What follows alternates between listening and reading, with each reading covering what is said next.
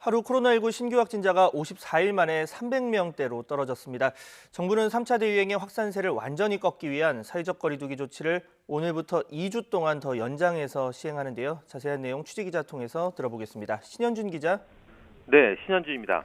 네, 자세한 어제 하루 확진자 상황 정리해 볼까요? 네, 오늘 0시 기준 신규 확진자는 389명입니다. 어제까지 엿새 연속 500명대였는데 300명대로 떨어진 겁니다. 신규 환자가 300명대로 떨어진 건 3차 대유행 초기인 지난해 11월 25일 이후 54일 만입니다. 다만 휴일인 어제 검사 건수가 평일보다 큰 폭으로 줄어든 영향도 있는 것으로 보입니다. 감염 경로로 보면 국내 발생이 366명, 해외 유입이 23명입니다. 국내 발생을 지역별로 보면 역시 수도권이 많습니다. 서울이 128명, 경기 103명, 인천 13명 등 수도권만 244명입니다. 이어 비수도권에선 경남이 20명으로 가장 많고 경북 18명, 강원 14명, 대구 13명, 그리고 광주와 충남이 각각 11명씩입니다. 전국 17개 시도에서 모두 환자가 나왔습니다. 코로나19로 숨진 사람은 15명 늘어나 1264명이 됐습니다.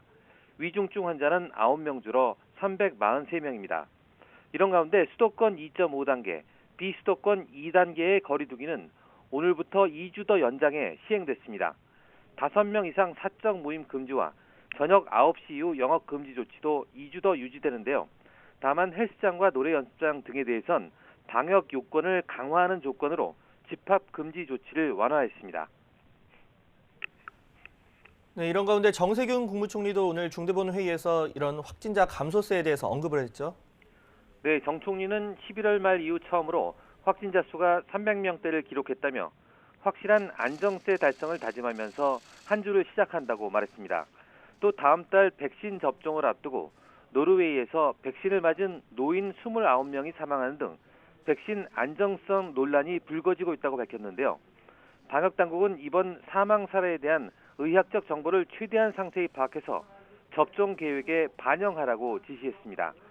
또 최근 일부 제약회사가 백신 공급을 줄이고 있다며 정부는 백신 계약 이행 상황을 지속 점검하고 가급적 이른 시일에 도입할 수 있도록 최선의 노력을 다하겠다고 강조했습니다. 정 총리는 이어 국산 1호 코로나 치료제에 대한 식약처 심사가 막바지 단계로 접어들었다고 소개했습니다. 그러면서 안전성과 효과성을 검증하기 위한 전문가 회의가 어제 열렸고 오늘 오후 그 결과를 국민께 상세히 설명할 예정이라고 밝혔는데요.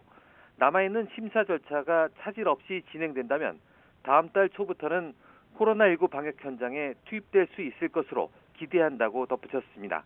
지금까지 사회부에서 YTN 신현주입니다.